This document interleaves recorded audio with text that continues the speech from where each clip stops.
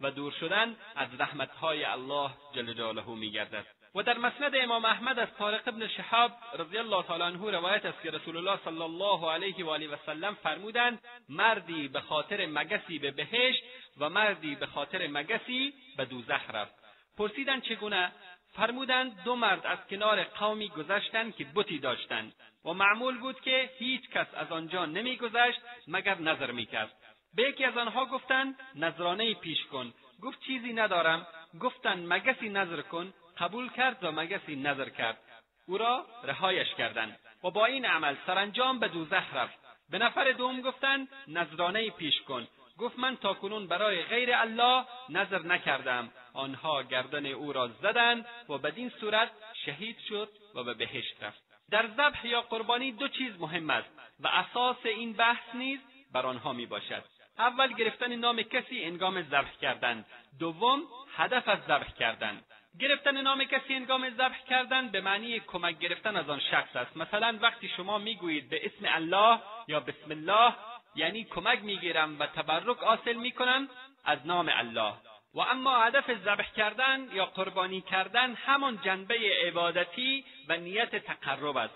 پس جمعاً سه صورت وجود دارد. اول، هنگام ذبح کردن نام الله جل جلاله گرفته شود و هدف هم خوشنودی او تعالی باشد و این عین عبادت و توحید خالص است. بنابراین در جایی که هدف از ذبح کردن حیوان تقرب الی الله باشد، باید هم نام الله عزوجل را بگیرید و هم نیت تقرب را داشته باشید، مانند قربانی عید اضحی و عقیقه و خیرات. اگر چنانچه عمدن نام الله را کسی نگرفت، حیوان ذبح شده حرام می‌گردد.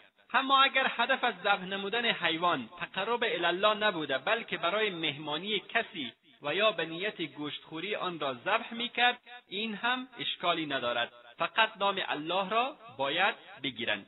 دوم، هنگام ذبح کردن نام الله جل جلاله را بگیرد ولی هدف خوشنودی غیر الله باشد. مثلا با زبان بگوید به نام الله و در دل فلان ولی و پیغمبر و صاحب قبر یا امام را نیت بکند و خون را به خاطر او بریزد. این کار شرک است، زیرا خون آن حیوان به خاطر تعظیم غیر الله ریخته شده است.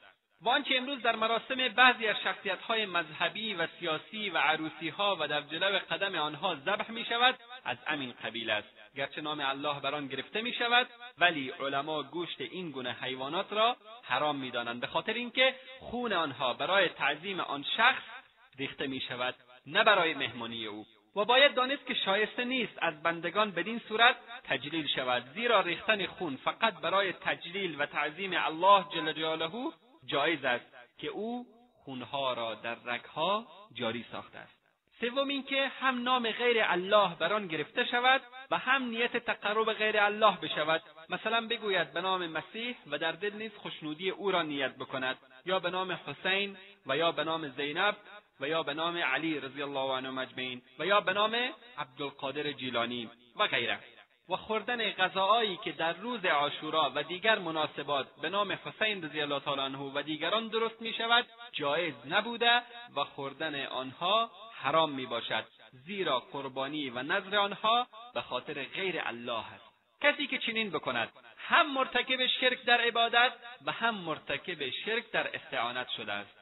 خلاصه این که گرفتن نام غیر الله هنگام ذبح یا قربانی شرک در استعانت و نیت تقرب به غیر الله شرک در عبودیت است. بنابراین الله جل جلاله می‌فرماید: ولا تأكلوا مما لم يذكر اسم الله عليه وإنه لفسق وإن الشياطين ليوحون إلى أوليائهم ليجادلوكم وَإِنْ أَطَعْتُمُوهُمْ إِنَّكُمْ لَمُشْرِكُونَ. از ذبیحه‌ای که نام الله بر آن گرفته نشده است نخورید و این کار فسق است. همانا شیاطین به اولیای خیش دستور می‌دهند که با شما مجادله بکنند و اگر شما از آنان پیروی بکنید شما نیز مشرک می‌شوید. ذبح یا قربانی زمانی خالی از شرک میباشد که دو امر در آن مراعات گردد. اول، یکی ذبح و یا قربانی که امر الله جل جلاله و رسول صلی الله علیه و آله و سلم با آن به جا آورده می شود، مانند قربانی یوم النحر در حج و یا عید قربان و یا فدیه دادن و غیره که شریعت بر آن امر نموده است که نه تنها جایز است بلکه مطلوب و عبادت است. الله جل جلاله می‌فرماید: فَكُلُوا مِنْهَا وَأَطْعِمُوا الْبَائِسَ الْفَقِيرَ.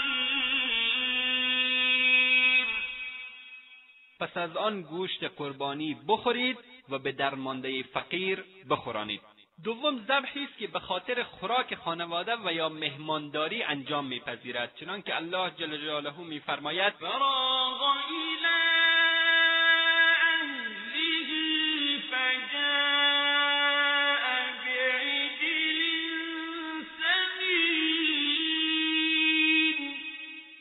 ابراهیم علیه السلام به سوی اهل خود رفت و گوساله چاقی را آورد برای مهمانانش و این امری است که خداوند تبارک و تعالی به خوراک خانواده و اکرام و عزتداری مهمانان امر نموده است. پس در این دو صورت ذبح یا قربانی جایز بوده، مشروط بر این که نام الله جل جلاله بر آن گرفته شود، یعنی هنگام ذبح نمودن بسم الله یا بسم الله الله اکبر بگوید، طوری که او تعالی می‌فرماید: ولا تأکلوا مما لم یذکر اسم الله علیه و انه لفسق. و از آنچه که نام الله بر آن گرفته نشده است نخورید و این کار فسق است. و اشتباه دیگری که بعضی از مسلمانان گرفتار آنند نذر کردن برای غیر الله جل جلاله می باشد. نذر کردن عبادت است، عبادتی که خود انسان آن را بر خود واجب گردانیده است. مثلا بگوید اگر چنین اتفاقی بیفتد یا چنین عملی انجام شود من فلان کار را انجام خواهم داد. و معنی نذر هم در اصطلاح شرعی آن است که فرد مکلف در صورت رسیدن به آنچه که در انتظارش به سر میبرد و آن را از الله جل جلاله میخواهد بر خود امر غیر واجبی را واجب و لازم گرداند. نذر کردن در اموری است که انجام آن بر بنده واجب نباشد. پس اگر شخصی بگوید اگر چنین اتفاقی بیفتد من نماز خفتن را میخوانم و یا بگوید اگر چنین کاری انجام بپذیرد من ماه رمضان را روزه خواهم گرفت، در این صورت نذر نامیده نمی شود، زیرا ادای نماز خفتن و روزه گرفتن ماه رمضان بر هر مکلفی واجب است. پس نذر کردن در اموری است که الله جل جلاله انجام آن را بر بنده واجب نکرده باشد، یعنی در اموری که نفلی باشد. شاید بپرسید چرا نذر کردن به نام غیر الله شرک محسوب می شود؟ نذر کردن به نام غیر الله به این دلیل شرک است که نذر خود عبادتی است که مخصوص الله تبارک و تعالی می باشد و انجام دادن آن برای غیر الله شرک است. نذر کردن از جمله عباداتی است که الله جل جلاله وفاکنندگان به آن را ستایش کرده است. همچنین پیامبر صلی الله علیه و آله و سلم کسانی را که نذری را بر خود مقرر می‌کنند به انجام آن سفارش کردند. الله جل جلاله می‌فرماید: یوفون بالنذر و یخافون یوما کان شره مستطیرا. آنها به نذر خود وفا می‌کنند و از روزی که شر و عذابش گسترده است بیمناکند یا می‌ترسند. یعنی الله جل جلاله را به وسیله وفا کردن به نذرهایشان عبادت می‌کنند. از این رو الله جل جلاله وفا کنندگان به نذر را ستایش نموده است و هر امری که الله جل جلاله آن را مدح نموده و انجام دهنده آن را می‌ستاید در حقیقت عبادت است. و نذر کردن نیز مانند نماز و روزه و توسل و غیره عبادت است که اختصاص آن به غیر الله جایز نیست و کسی که آن را برای غیر الله اختصاص می‌دهد در حقیقت به الله جل جلاله شرک و کفر ورزیده است.